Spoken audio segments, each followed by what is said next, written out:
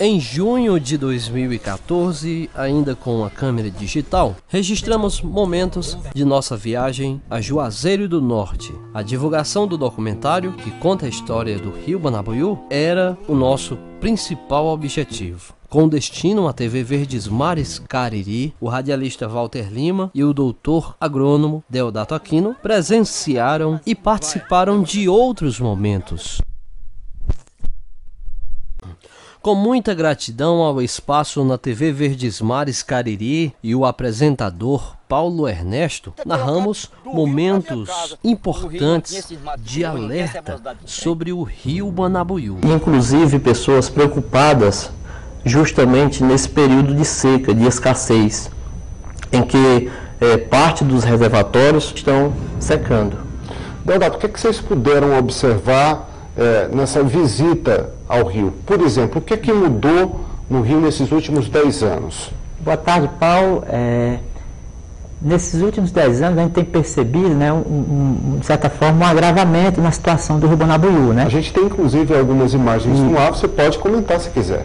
Isso. E o Rio, né, ele há 10 anos atrás, Paulo, nós fizemos um trabalho de pesquisa, né, para monitorar a qualidade da água do Rio Banabuiú. E naquela ocasião, há 10 anos, a gente identificou elementos altamente tóxicos, né, alimentos cancerígenos, como metais pesados, cádmio, chumbo, na cidade de Senador Pompeu, um município pequeno, né, e aquilo ali nos preocupou, trouxe grande preocupação. Por quê? Porque é uma cidade que não tem indústria, só são esgotos domésticos, e mesmo assim a gente encontrou esses elementos que, de certa forma, são cancerígenos, né, quando entram na cadeia alimentar. E a situação do Rio Banabuiú, que a gente está mostrando aí no documentário, ela é muito comum, não só para o Rio Banabuiú, mas também os demais rios do nosso estado do Ceará. Isso é muito comum. Vivemos numa região semiárida, mas que, infelizmente, né, o recurso mais importante é a água. Nós temos tratado, de certa forma, poluindo, né, degradando. Não poderíamos também deixar de visitar o lugar histórico que homenageia o grande santo popular Padre Cícero. Aqui em Juazeiro do Norte, a tradição e romaria do Padre Cícero continua. Aqui estamos no Muro da Resistência.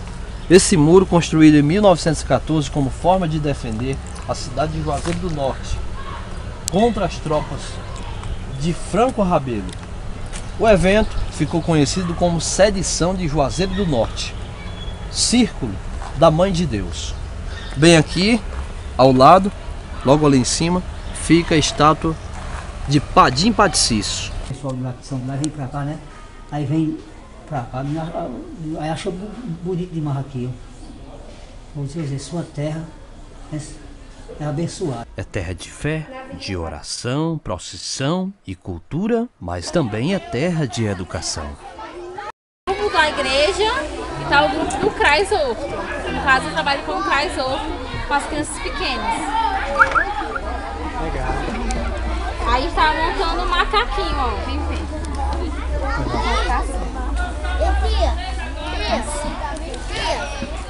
Legal, ó. É muita fé, né? Porque ele é muito, muito milagroso. A igreja de Aricuri. O Padre Paticício. Sim, ele já estava novinho. Aí ele perguntou se eu conhecia ele. Eu digo, eu trabalhava lá no Exu, na casa do meu avô. Aqui que chamam de Museu Vivo. Tem as imagens que dão uma representação do cotidiano do padre, dá assim um ar de coisa viva, para que as pessoas tenham uma noção, os romeiros possam ver, imaginar como era o cotidiano do padre nessa casa. Aqui era o quarto onde o Padre Cícero dormia. De volta ao município de Senador Pompeu, fizemos uma parada no município de Iguatu. Lá, Dr. Deodato Aquino mostrou no Instituto Federal de Educação Superior seu estudo sobre o sequestro de carbono na Caatinga, uma prática que tem o objetivo de diminuir o aquecimento global.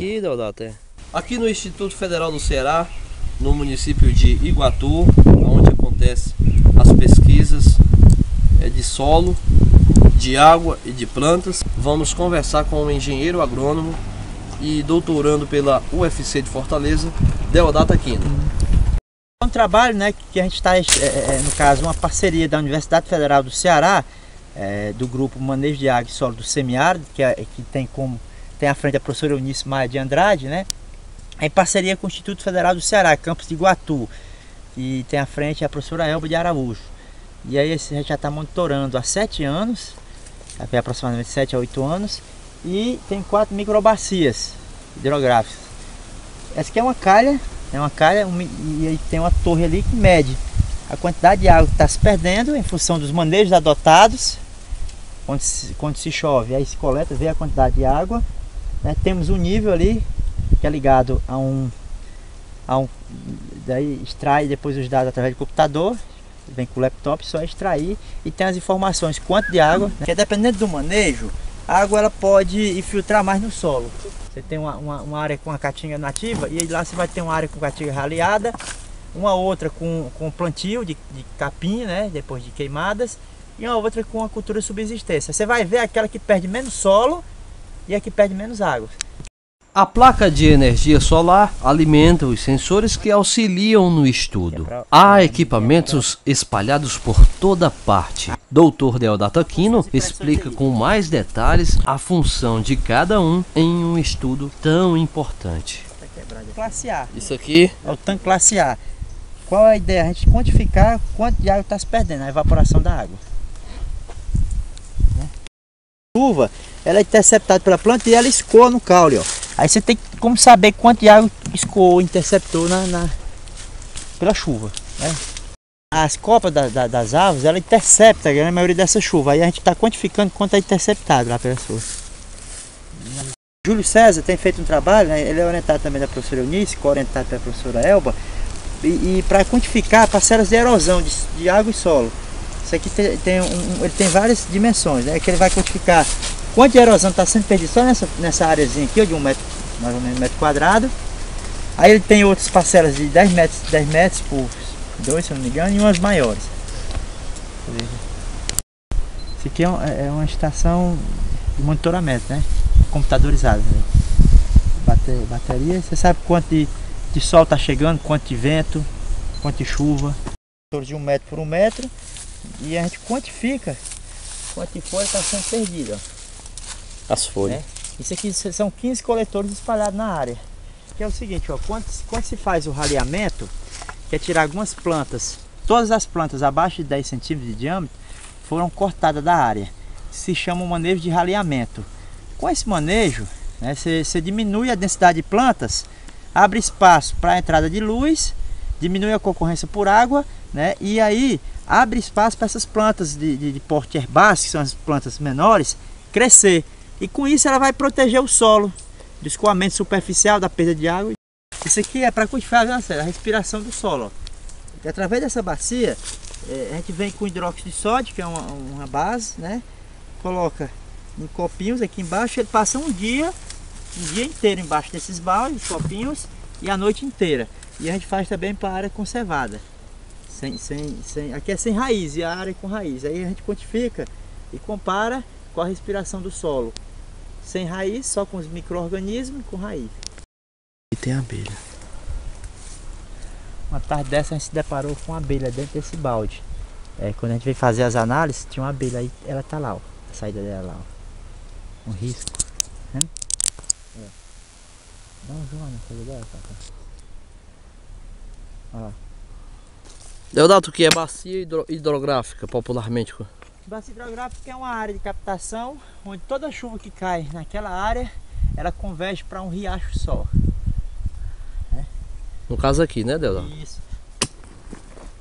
O estudo feito por Dr. Deodato exige disciplina e força. Para ver o que é, né? Por isso que é a importância da arborização. E esse CO2 evita de ir para a atmosfera, formar o efeito estufa. Daí, isso é chamado de sequestro de carbono. E o que o efeito estufa pode causar? O efeito estufa, né, ele forma uma camada lá na atmosfera que vai acarretar um aquecimento global, o aquecimento da temperatura ambiental, né? Que já estamos vivendo. Já estamos vivendo. A gente observa que a cada dia tem sido mais constante o aumento da nossa temperatura, né? Tem sido dias mais quentes. em função exatamente desse efeito estufa. Aqui, o grupo de pesquisa, né, que é um grupo multidisciplinar, tem aproximadamente 20 estudantes pesquisando em várias regiões. Aqui Iguatu, General Sampaio, Pentecoste. Aqui na área vizinha quem estuda é o Lécio, ele também faz doutorado, é Lécio Rezende.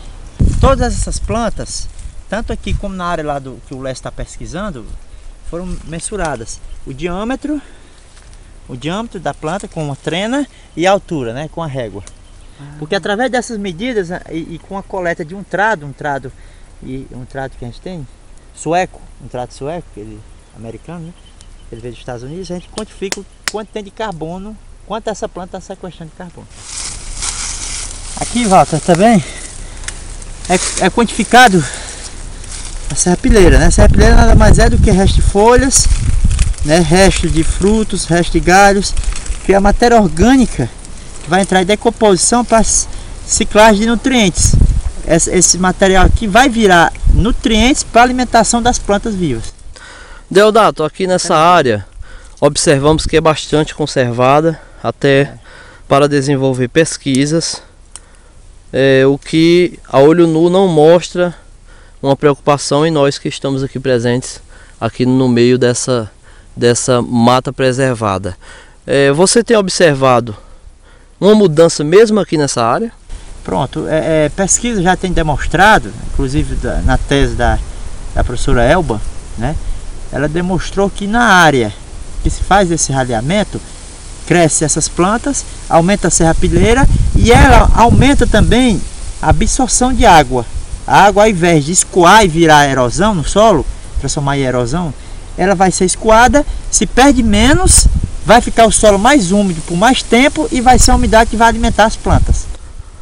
O meu avô costumava plantar e colocava folhas no tronco da árvore, que é justamente, pode ser isso que você está falando. Isso, né? Porque a folha ela tem um efeito de proteger contra a perda por evaporação. Isso aqui é um sensor de umidade. Estamos monitorando aqui a cada 4 horas a umidade desse solo, tanto nessa área como na outra, né? Tem sensor de umidade e temperatura. A cada 4 horas ele faz um registro da umidade da área. E a gente vem com um computador, né? Tem um adaptadorzinho, você coloca no notebook e descarrega os dados. Ó. A partir desse tipo de estudo vai ser passado para essas instituições de extensão, como a Emater, e vai levar até o homem do campo, muitas vezes, interagir com ele e mostrar quais são os modelos que têm dado resultado satisfatório, né, para a conservação da caatinga. E confiar que só através da técnica pode-se fazer uma boa ação, né? É uma ferramenta, mas a gente vai buscar também no homem do campo, porque ele pela experiência dele, porque ele é um homem experimentador, tem muitas coisas que a gente também reproduz e tenta, a partir daquelas práticas, validar cientificamente. Porque muitos deles já fazem, como você falou, seu avô, né? A partir dos estudos de Dr. Deodato Aquino e seus colegas de universidade, bem como da orientadora PhD Eunice Maia, é possível que os órgãos e todos os seres humanos possam contribuir mais com a diminuição do aquecimento global.